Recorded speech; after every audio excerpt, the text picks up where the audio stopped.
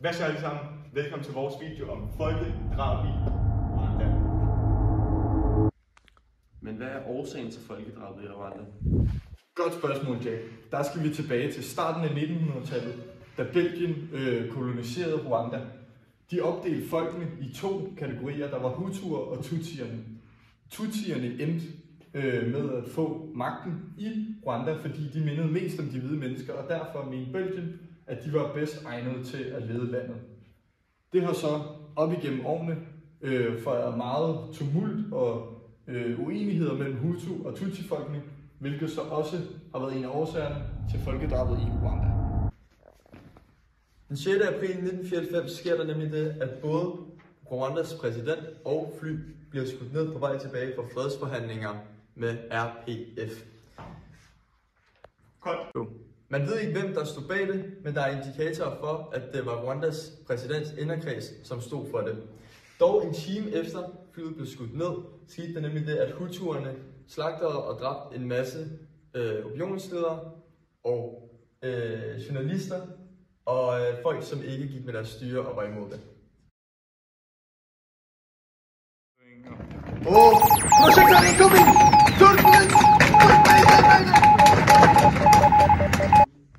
I de første 100 dage af folkedrabet, der dør ca. 800.000 mennesker, hvor i størstedelen er fra Tutsi-befolkningen.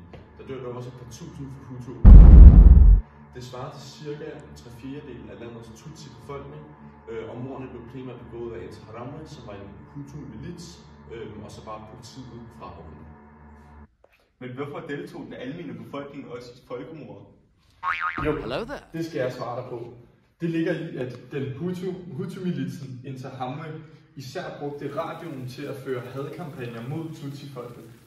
De fremstillede dem som kakelakker og ikke mennesker, og på den måde manipulerede den almene Hutu-befolkning til at synes det samme om Tutsierne.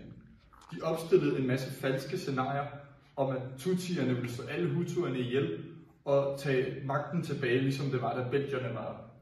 De brugte også det her slogan, kan man sige, som hedder Cut down the tall trees, hvilket var en betegnelse for, at Tutsierne, som var lidt højere, af de høje træer, og de skulle skæres ned.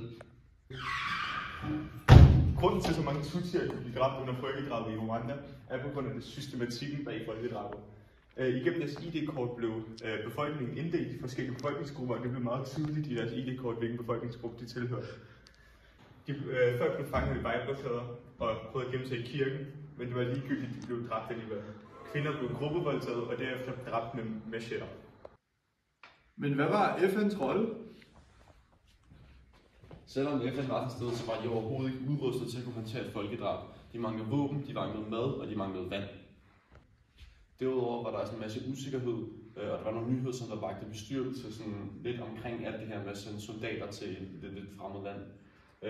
Da der var 10 belgiske soldater, som der blev dræbt i Rwanda under folkedrabene, og 6 måneder forinden folkedrabet, der blev 18 Navy Seals dræbt på en fredsskabende mission i Somalia. FN's Sikkerhedsråd havde dog virkelig meget fokus på at trække egne statsborgere hjem, men efter det trak FN sig ligesom lidt tilbage.